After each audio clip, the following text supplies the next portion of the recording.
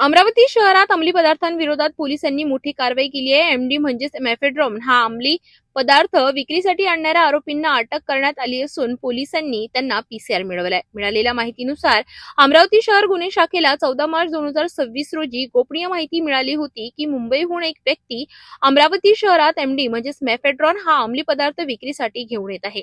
या माहितीच्या आधारे गुन्हे शाखेच्या पथकाने बडनेरा पोलीस स्टेशन हद्दीतील नवी वस्ती येथील सर्किट हाऊस परिसरात सापळा रचला। कारवाई दरम्यान पोलिसांनी 2 आरोपींना ताब्यात घेतले।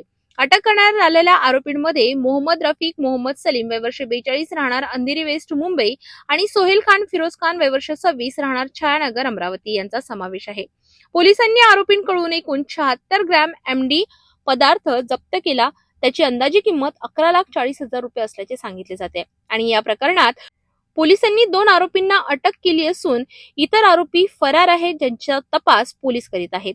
अटक केलेल्या आरोपींना न्यायालयाने 18 मार्च 2026 पर्यंत पोलीस कोठडी सुनावली आहे। पोलीस कोठडी दरम्यान आरोपींकडून अधिक माहिती मिळण्याची शक्यता पोलीस निरीक्षकांनी व्यक्त केली आहे। दरम्यान एमडी मुक्त अमरावती हा संकल्प पूर्ण करण्यासाठी अमरावती पोलिसांकडून अंमली पदार्थांविरोधात सातत्याने कठोर कारवाई सुरू असल्याचे पोलिसांनी सांगितले आणि लवकरच या प्रकरणात मोठा उलगडा होण्याची शक्यता सुद्धा पोलिसांनी व्यक्त केली आहे।